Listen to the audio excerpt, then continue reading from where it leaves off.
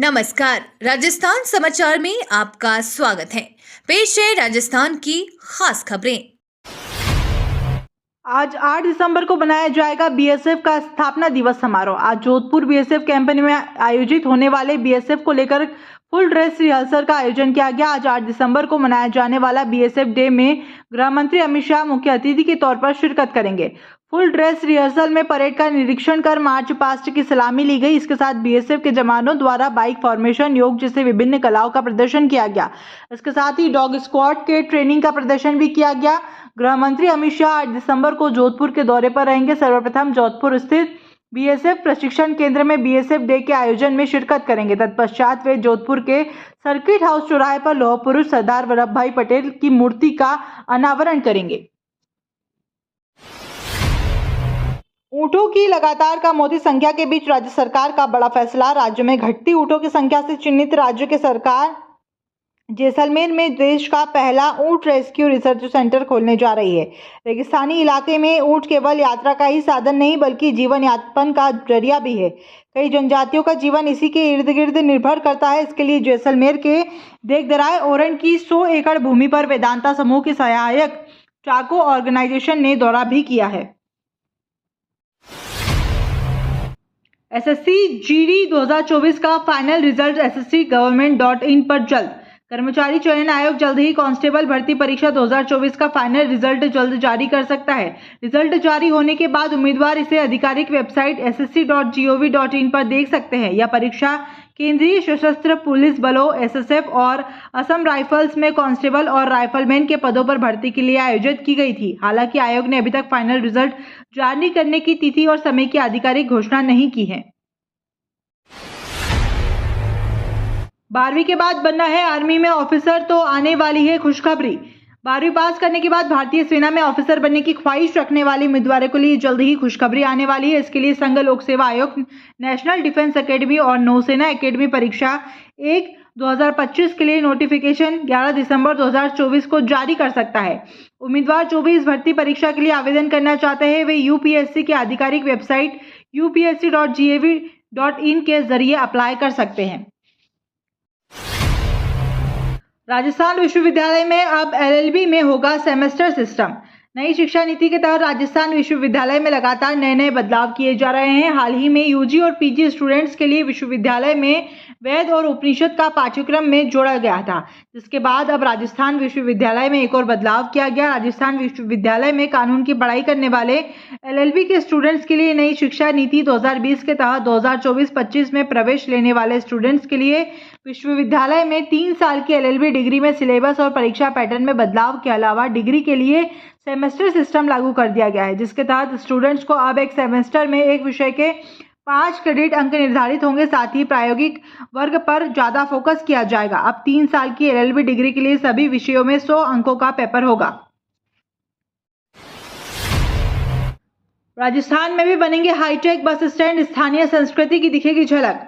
राजस्थान के roadways bus stand को airport की तर्ज पर विकसित किया जा रहा है। सरकार ने सभी roadways bus stand Gujarat model की तर्ज पर विकसित करने का निर्णय लिया है।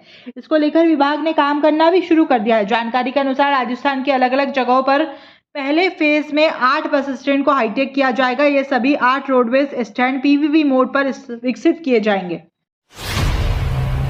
राइजिंग राजस्थान से पहले अशोक गहलोत ने पीएम मोदी से की बड़ी डिमांड। राजस्थान में 9 दिसंबर से rising Rajasthan global investment summit का आयोजन हो रहा है। इस कार्यक्रम का उद्घाटन पीएम मोदी करेंगे। पीएम के राजस्थान दौरे से पहले पूर्व सीएम अशोक गहलोत ने बीजेपी सरकार पर बाड़मेर रिफाइनरी के काम रोकने के आरोप लगाए हैं। साथ ही अशोक गहलोत ने प्रधानमंत्री से रुके हुए कामों को शुरू करवाने का आग्रह भी किया है।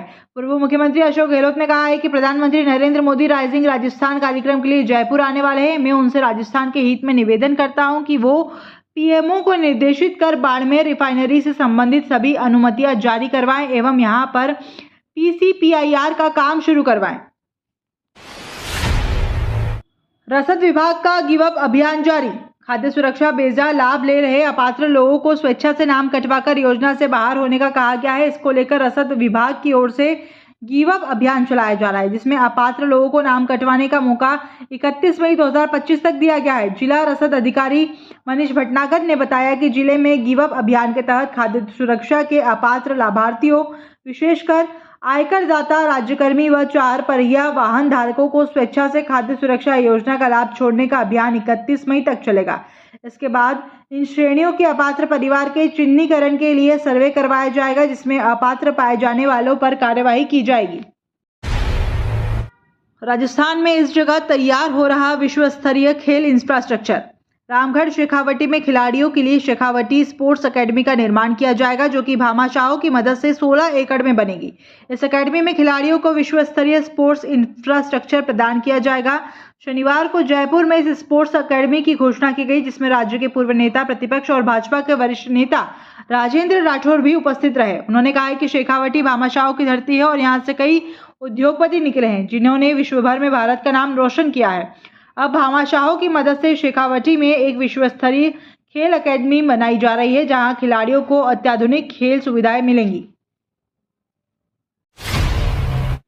पीएम मोदी ने राजस्थान को दी 9 केंद्रीय स्कूलों की सौगात। पीएम नरेंद्र मोदी की अध्यक्षता में हुई कैबिनेट की बैठक में राजस्थान को बड़ी सौगात मिली है। इसके बाद राजस्थान के विभिन्न जिलों में 9 नए केंद्रीय विद्यालय खुलेंगे। इसके अलावा देश में कुल 85 केंद्रीय विद्यालय और 28 नए नवोदय विद्यालय खुलने जाने की मंजूरी दी गई है। अब पीएम मोदी के इस निर्णय पर राजस्थान कांग्रेस नेता संयम लोढ़ा ने सवाल उठाए हैं। उन्होंने कहा है कि हमारी मेहनत पर पानी फेर दिया गया। राजस्थान कांग्रेस के नेता और पूर्व विधायक संयम लोढ़ा ने अपनी एक्स हैंडल पर सवाल उठाए। उन्होंने केंद्रीय शिक्षा राज्य मंत्री को लिखा एक पत्र शेयर करते हुए कहा कि प्रधानमंत्री नरेंद्र मोदी जी जालोर सिरोही की जनता ने लगातार चौथी बार भाजपा का सांसद दिया, लेकिन आपने उनके सपनों और हमारी मेहनत पर पानी फेर दिया। 100 दिवसीय टीबी मुक्त अभियान का शुभारंभ चिकित्सा एवं स्वास्थ्य विभाग की प्रमुख शासन सचिव गायत्री राठौड़ ने शनिवार को एसएमएस अस्पताल के अकादमिक सभागृह में आयोजित राज्य स्तरीय समारोह में टीबी मुक्त भारत के लिए 100 दिवसीय अभियान का शुभारंभ किया। यह अभियान राज्य के 5 जिलों बारां, कोटा, झालावाड़, हनुमानगढ़ और राजसमंद जिलों में संचालित किया जाएगा। इसके तहत 100 दिवस तक निश्चय शिविरों का आयोजन किया जाएगा। 3 दिन में 150 भेड़ बकरियों की मौत। राजस्थान में ठंड की शुरुआत के साथ ही मवेशियों में फैले अज्ञात बीमारी से पशुपालकों की परेशानी बढ़ गई है। मामला राजस्थान के सरहदी जिले जैसलमेर से सामने आया है, जहाँ के खुड़ही और आसपास के गांवों में अज्ञात बीमारी के चलते बकरियों और भेड़ों की मौतों का सिलसिला लगातार जारी है। पिछले 3 दिनों में करीब 100 से 150 बकरियों और भेड़ों की मौत हो चुकी है। अचानक हो रही इन मौतों से इलाके के पशुपालक बेहद ज्यादा चिंतित नजर आ रहे हैं। उनका कहना है कि बीमारी के कारण पशु चलते चलते गिरकर दम तोड़ रहे हैं। रॉकेट की रफ्तार से चलेगी ट्रेन। आईआईटी मद्रास और भारतीय रेलवे ने मिलकर देश का पहला हाइपरलूम टेस्ट ट्रैक बनाया है। इस ट्रैक पर ट्रेनें बहुत तेज गति से चलेगी। पहले ही 100 किलोमीटर प्रति घंटे की रफ्तार से परीक्षण हो चुका है। अब 600 किलोमीटर प्रति घंटे की रफ्तार से परीक्षण की तैयारी की जा रही है। यह तकनीक भविष्य में देश में रेल यात्रा को बदल सकती है। इससे जयपुर से दिल्ली की यात्रा सिर्फ 50 मिनट में पूरी हो जाएगी। जीएसटी का नया स्लैब लाकर वसूली की तैयारी में सरकार, राहुल गांधी का दावा। लोकसभा ने नेता प्रतिपक्ष और कांग्रेस सांसद राहुल गांधी ने शनिवार को दावा किया है कि सरकार माल एवं सेवा कर का नया स्लैब लाकर और वसूली की तैयारी कर रही है। उन्होंने कहा कि कांग्रेस पार्टी इस अन्याय का पुरजोर विरोध करेगी। इस संबंध में राहुल गांधी ने एक्स पर पोस्ट करते हुए लिखा है कि पूंजीपतियों को छूट और आम लोगों से लूट का एक और उदाहरण देखिए। एक तरफ कॉर्पोरेट टैक्स के मुकाबले इनकम टैक्स लगातार बढ़ रहा है, दूसरी तरफ मोदी सरकार गब्बर सिंह टैक्स से और ज्यादा वसूली की तैयारी कर रही है।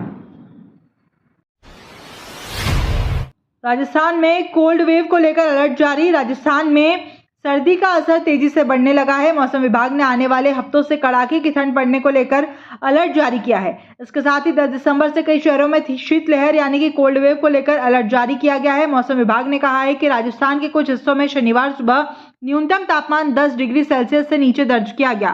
सीकर और माउंट आबू 5 डिग्री सेल्सियस के साथ सबसे ठंडे रहे। चूरू में पारा 5.6 डिग्री सेल्सियस, संगरिया में 5.7 डिग्री सेल्सियस, पिलानी में 6.3 डिग्री सेल्सियस और अरवल में 6.6 डिग्री और करौली में 7.9 डिग्री सेल्सियस रहा है।